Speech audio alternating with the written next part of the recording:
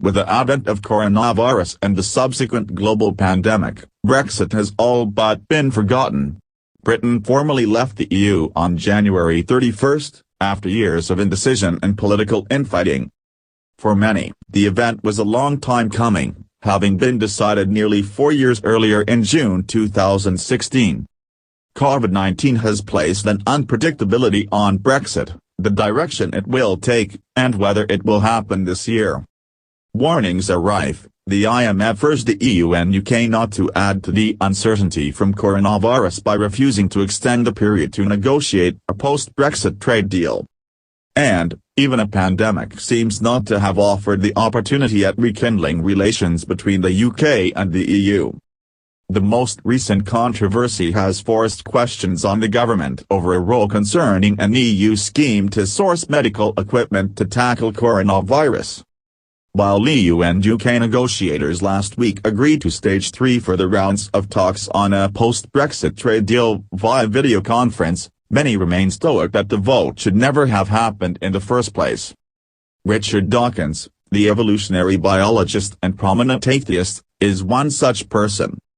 During an interview with The Sun last month, he branded David Cameron, the Conservative Prime Minister who put the vote to Britain, as irresponsible for ever doing so.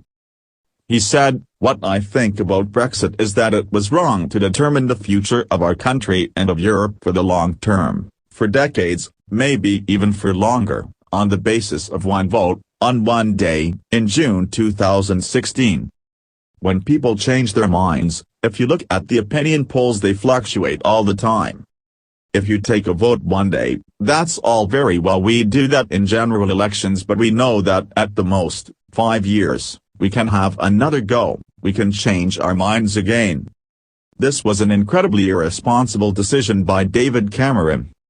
I'm not talking about whether Brexit itself is right or wrong, but the decision to allow a referendum on such a momentous thing, a long-term thing, on one day, to be decided by the entire electorate rather than in a representative democracy by Parliament was an irresponsible decision he took because he thought he'd win.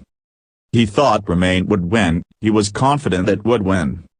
He was simply trying to see off the UKIP wing of his own party. It was a very irresponsible thing for Cameron to do, and we're going to live with the consequences for decades. Following the formal exit, the deadline for an extension to the transition period was set for June 30th. What comes next will decide whether the UK leaves with no deal or strikes some new relationship with the EU.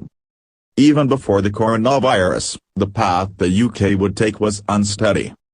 While Prime Minister Boris Johnson argued that, as the UK is completely aligned to EU rules, the negotiation should be straightforward.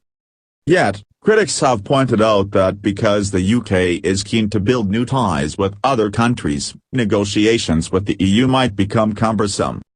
Trade is not the only hurdle that the EU and UK have to overcome. The UK must agree how it is going to cooperate with the EU in security and law enforcement. A replacement for the EU arrest warrant scheme, a simplified cross-border judicial surrender procedure, is needed as the UK also leaves that. Negotiations are not expected to take a priority in the face of the coronavirus pandemic, but talks are expected to fully resume in the coming months as countries get to grips with the virus crisis.